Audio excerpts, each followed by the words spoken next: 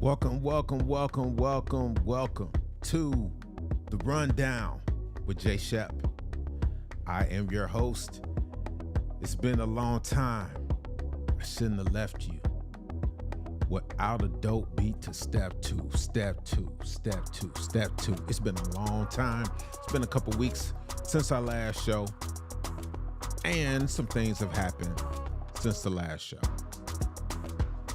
So I need to tell you real quick as I cut the track right there. So first of all, welcome to the Rundown. This very, very special event that's going on today. If you did not already get out and vote, I voted today. Did you? Did you vote today? I hope that you voted today. I voted today. All right. So welcome to the Rundown. I hope that you're having a great day. But I first want to tell you why it's been a minute. I got put in Facebook jail. Your boy got put in Facebook jail. Hold on, this seat is low. There we go. I was wondering why I was feeling so low. I got put in Facebook jail. That's right. I was put in Facebook jail. I didn't like it because none of y'all came out to bail me out. No, none of my friends were concerned about my well-being, and nobody came to see where's J Shep, where's the Rundown. Nobody asked me, but you know what? That's how Facebook do. They'll put you in jail and not tell anybody that you in jail. So you wouldn't have known that I was in jail unless you are friends with me on my burner Facebook account that I use just in case something like this happens. So let me tell you what happened. I was at the Clippers game on Halloween, brand new stadium, Intuit Dome, beautiful stadium, but I got a few issues with that stadium, and I'm not going to get into that today. That'll be another show. However, I'm at the stadium having a good time with my son, my brother-in-law, a friend of his, and I decide I'm going to go live at the game. And it was cool. People were interacting. People was jumping on the live. As soon as I said Clippers versus Suns, here comes a whole nother audience that I've never had before, just joining into the live, just watching the basketball game. Then, unbeknownst to me, I'm going live. It's halftime. So I'm like, I'm not going to keep this on live. And next thing I know, the halftime performance comes out. They start to dance to whatever song, and I turn my live stream off as soon as the music came on, not even caring or thinking about what was going on with the music. I was like, nobody's interested in this. Let me turn this off and let me focus my attention on what I got in front of me. I get an alert on my phone saying, your account is under investigation. That's right. And I was like, under investigation? Now, I've had many times where they'll say, hey, this is being muted because you use you use a song that you didn't have a copyright for, blah, blah, blah, blah, blah. Okay, that's happened before. But this was unusual because they sent me through a whole bunch of things. They detained me. It was a Facebook detaining. And they said, your account is in danger. You're in danger, sir. And next thing I knew, I could not comment. I could not post. I could not share. I couldn't do anything on my account. I could see everything people were saying to me, but I couldn't say anything else back to anybody, which was frustrating. So I was in Facebook jail for 72 hours and nobody came and checked up on me. But it's all good. They finally let me out of Facebook jail in time enough for this beautiful day, which is November the 5th, 2024, which is, ta-da, election day. Did you vote? Did you vote? Because I voted. I took my ballot. I filled it out. And I marched my way down to the corner on the other side of Crenshaw Avenue, and I put that ballot in the ballot box, and I said, doggone it, I'm doing my American duty. I didn't say it like that. But at my age, I don't have the patience to stand in line. I'm a vote by mail kind of guy. I sat at home, I looked at my ballot, and I took my black pen and I filled out. I was like, this is my American duty. I'm doing what I'm supposed to do. I filled out my ballot and I put it in the box. Now, something funny happened to me while I was leaving the ballot box. When I left, there was a security guy, younger black dude, kind of, heavy guy, kind of stereotypical, if you will. I spoke to him, hey, how you doing? Said, hey, man, yeah, did you vote for Trump? I know you voted for Trump. And I turned to him, I said, oh, this what we doing? And he was laughing. I said, no, this what we doing? I said, so this what we doing now. So we asking people who we voted for, or you telling me who I voted for. I said, bro, that's what we doing? Now, I knew he was trying to do it all in fun, but I had to let him know, bro, like, first of all, you out here working. You out here working, bro. All you supposed to do is say, have a good day, be safe. All right, now, good to see you. That's all you supposed to say. But he starts the conversation. I know you voted for Trump. So let me start right here. First things first. Just like that man was out of order.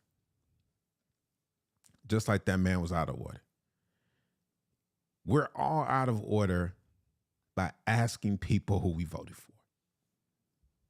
Now, if you got close friends or you whatever, it's like, yo, like, this is who I voted, But for me, if it ain't my wife, I don't need to tell nobody who I'm voting for. Who cares? Because I don't care who you voted for. I saw somebody post this the other day. Somebody I'm really cool with, like cool people, good people, solid people, known them for a minute. But they posted, if you vote for Trump, don't you ever come around me again. Woo, woo, woo, woo, woo. So I'm like, I know this person travels a lot, right?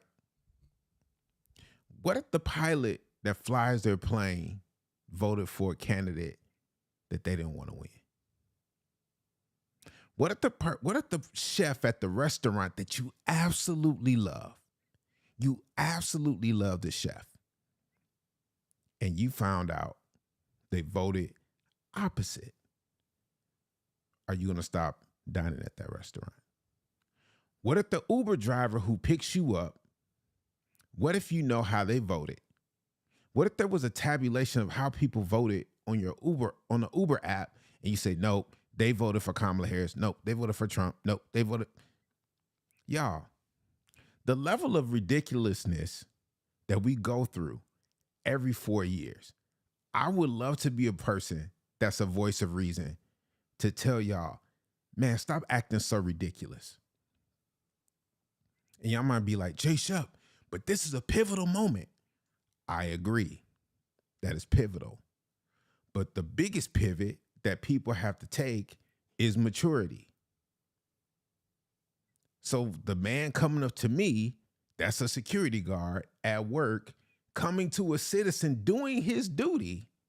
And what's interesting was there was a young Hispanic lady, probably looks like she was probably in her 20s, coming to drop off her ballot after me. He did not say anything to her about who she voted for. That's very interesting. It's very telling. And I'm kind of like, bruh, can we get on with this whole process of tabulating the votes so we can move on with our lives with whoever wins? I'm ready to move on. The biggest thing for me personally is I have a plan in my own mind of how I have to move no matter who wins. So I vote and I go, this is the best option that I see for our country.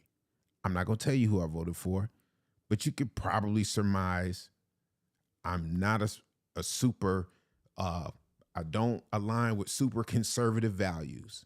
I don't sit here and use Christianity as my propping tool for politics. So you, by deduction, can maybe figure out who I voted for. But either way, there has to be a strategy no matter what for your own personal life. What I've seen recently, I saw something yesterday, and thank you all for watching. Feel free to share this. Feel free to comment. Feel free to, a like, a share. I saw something very funny. I did not take the time to screen grab the clip like I usually do. But I saw on Larry Reed Live's page, shout out to Larry Reed Live, who is the GOAT in this commentary space. Learned a lot from watching Larry Reed Live. So shout out to you. Larry Reed had this video of Clarence McClendon, Bishop Clarence McClendon. I think he's a bishop. Yeah, he's a bishop. His response to Bishop Paul Morton, evidently, because I don't follow either one of these pastors. I don't listen to their messages. I don't really buy their music. I'm not really in tune to what they do or say. And I also have nothing against them. I have nothing for them and I have nothing against them. They're just not, I don't listen to, I'm not attuned to it. So when I saw that Bishop Morton had made some comments about Bishop McClendon, I was like, what's this about? So evidently, Bishop McClendon has been very vocal about who he's not voting for, and that being Kamala Harris. So I have my own thoughts about that. Again, it goes to,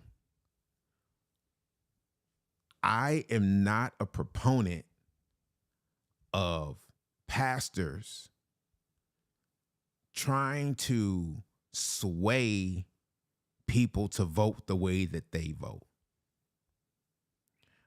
I'm not for pastors to tell people that they against this person and this, and I saw this prophetically and God is going to do this and do that.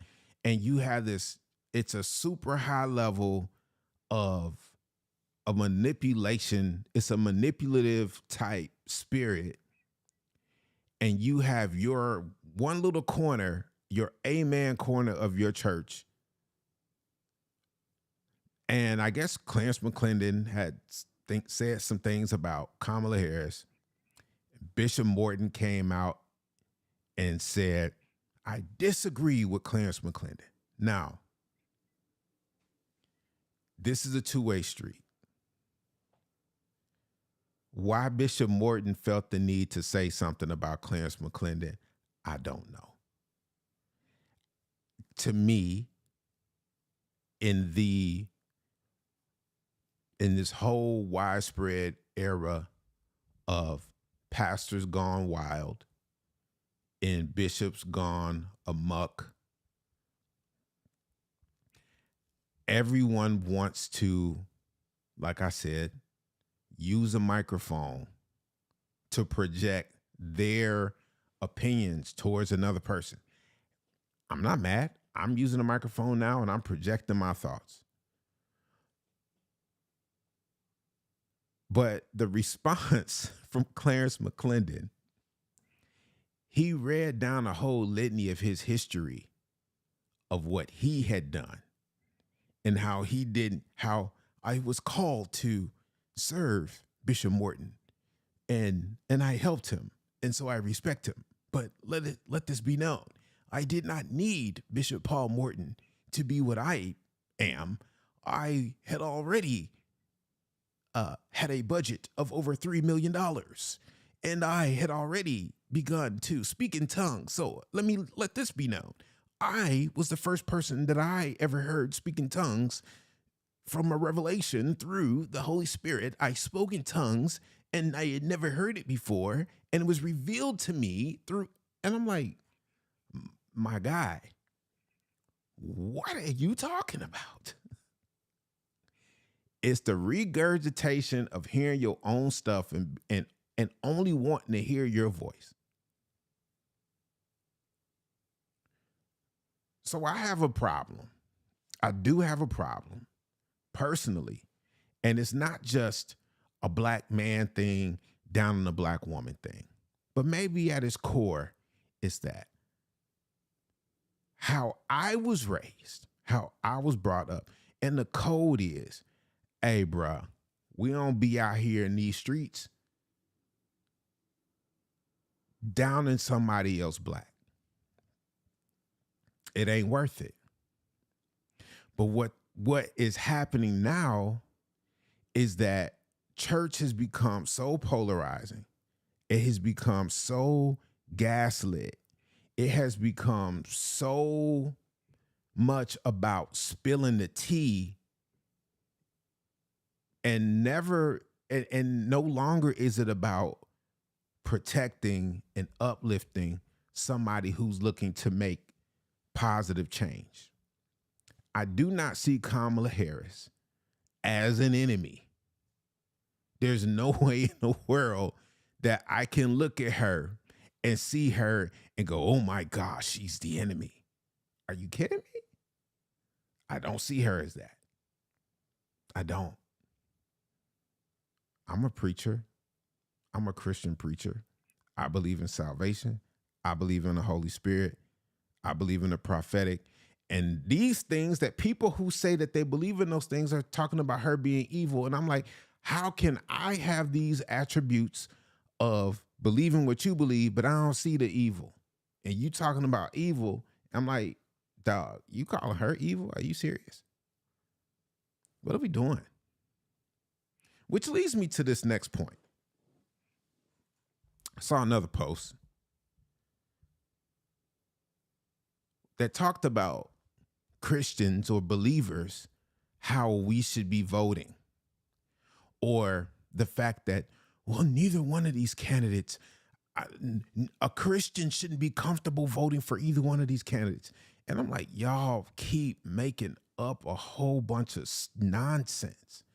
It's because you have been operating under another thing Larry Reed, credit to Larry Reed, this coined this phrase, church brain.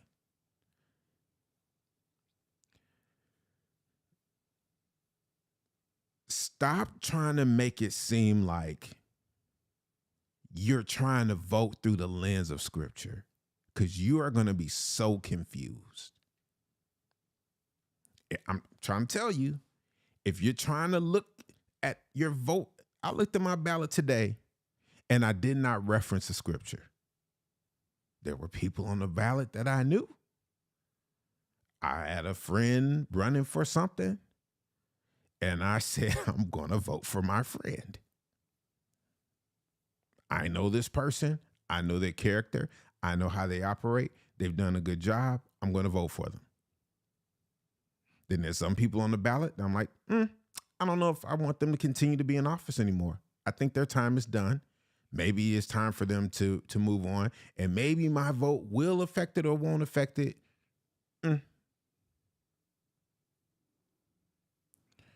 But I didn't have to pick up my Bible, and I did not have to go through this long, arduous process of how a person looked at women's reproductive rights or gay marriage.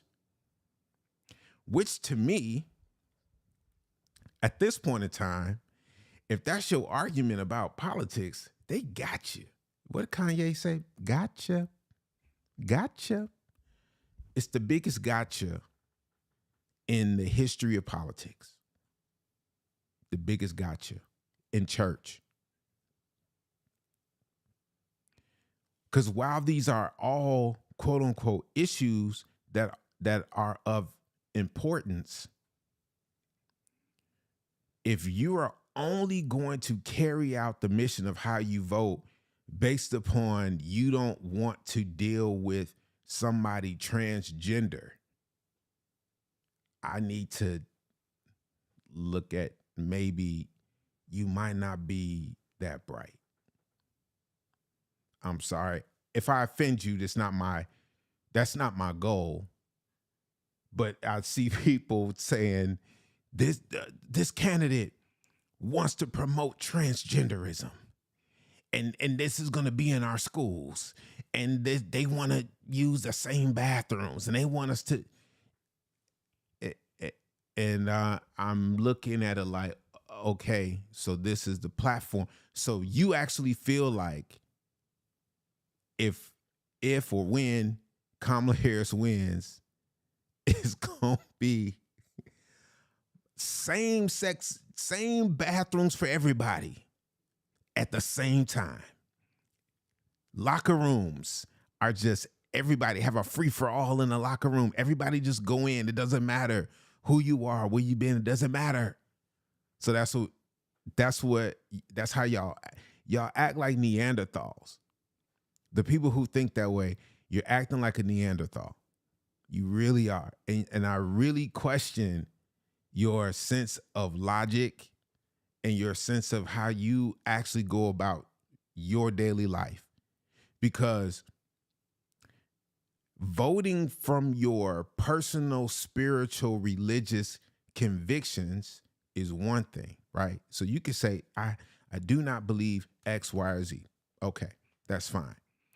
But in the construct of how this country is made up, this country is not made up to support or carry your individual religious belief. So in some ways, you have to separate how you vote from what you feel is your moral standard. Because everybody's baseline ain't your moral standard. So when I look at how some of my friends they might talk or post, it's very interesting. And I don't like the extremism on either side. There has to be a balance. There has to be a balance. You think just because if Kamala Harris wins, it's going to activate this. And someone on the other side may feel if Donald Trump wins, it's going to activate slavery, instantaneous. Like, y'all, I hear some of the weirdest points of views. And we are in a weird time. But we are also in a time where you can still prepare yourself no matter what. So do you have a no matter what type attitude? No matter if the candidate that I believe in wins, I'm still going to do X, Y, or Z. What's going to be your response? Do you have a response? Are you ready? Either way. Or is it going to be doomsday for you? What I have made up in my mind, because 2016, I'm going to tell you, I allowed 2016 as well as 2020 to irritate my soul, to really irritate. 2016, I believe I woke up. The night I found out Donald Trump won, and I was depressed. And then I had to move on. And I was like, why am I allowing this election to dictate my whole entire mood? I said, never again.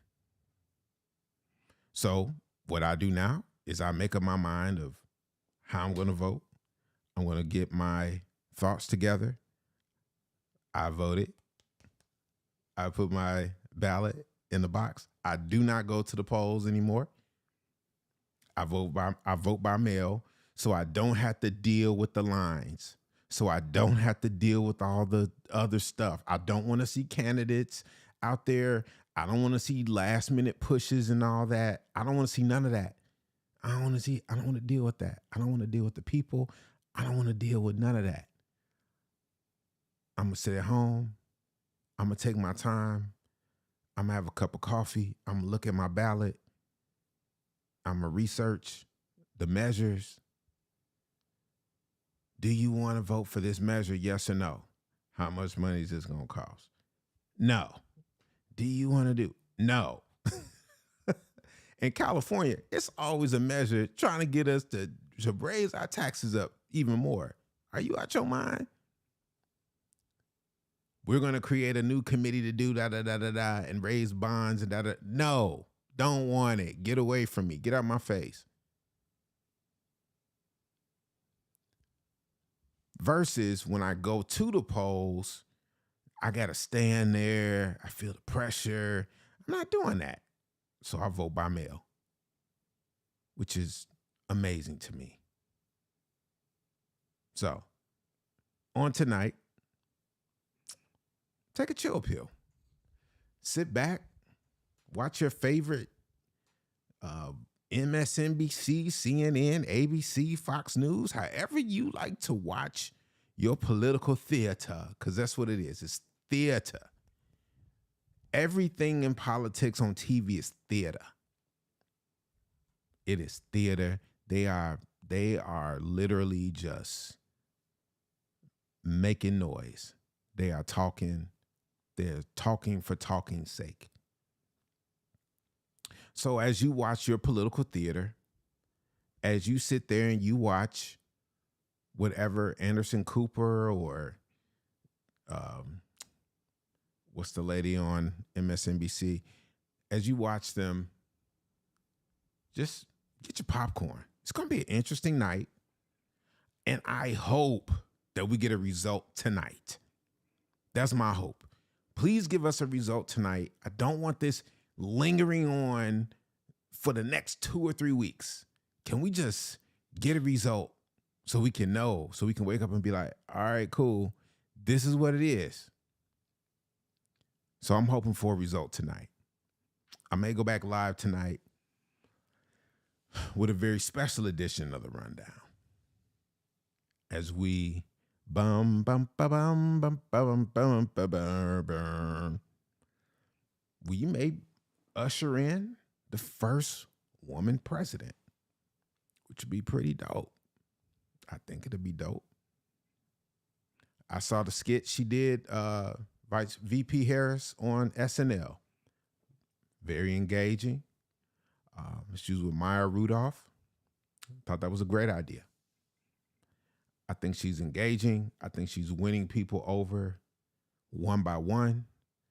And I think what's going to surprise some people is that just how people think that Trump was winning people over, she actually is winning people over slowly but surely. And they just not saying it. I was on my walk today. On my walk today in Manhattan Beach, I'll do my power walk 4 miles a day. I've been doing my 4 miles a day walk for the past 45 days. Ironically, I'll be 45 this year, but it's been like 45 straight days I've done 4 miles a day. And I had my headphones on, but I was listening to like a podcast or something, and my volume up wasn't up very high. So I walked past these gentlemen, these kind of older white gentlemen, and I could hear them talking. It was like 3 or 4 of them, and one of them said, "I did not vote for Donald J. Trump." And I was like, that's interesting.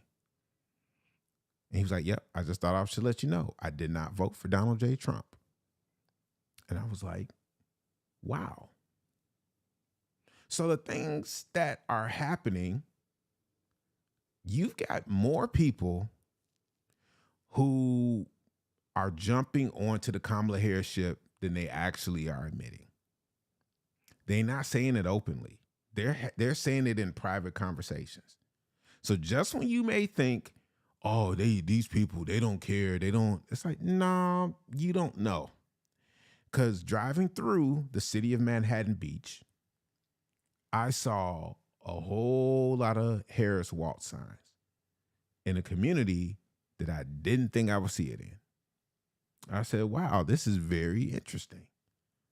And I told my wife, I said, something interesting is happening with this election. And I'm actually kind of curious to see how these numbers turn out. So when I think about this whole issue of the black man is not going to vote for Kamala Harris and we're the ones that's going to make sure she gets in office, I'm like, y'all don't know the numbers of the people who actually are supporting her. I don't think the issue is going to be black men.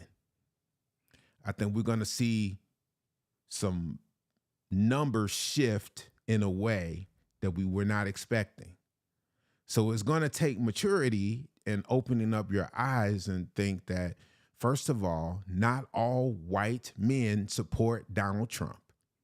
That's first. Not all white people, not all white women support Donald Trump.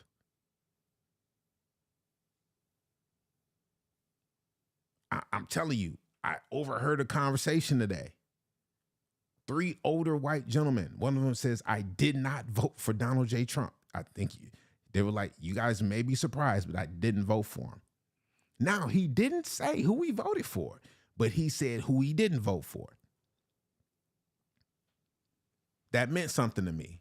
I said, oh, wow, I got to bring this to the rundown because this is interesting. So all I got to say is I'm prepared to see something that maybe hasn't been talked about that much. And it's going to be interesting turnout, and we shall see what it's going to be. All right, it's your boy J Shep. I'm here with the rundown. I'm glad that you guys were here today. Feel free to share this. Feel free to like, to comment, to, send me a message. Send me a topic that you'd like for me to discuss. If you have any ideas for guests that you would like to have on this show, I would love to sit down and have a conversation with people. I hope that this show has brought you some joy, some entertainment, some laughter, that it has been thought-provoking. Or if you just didn't like it, just be like, man, you suck. I know I don't suck, but, just let it be known. I'm glad that you're here. I'm glad that you're watching. This is The Rundown with J Shep. We'll see you back again next time. Peace and blessings.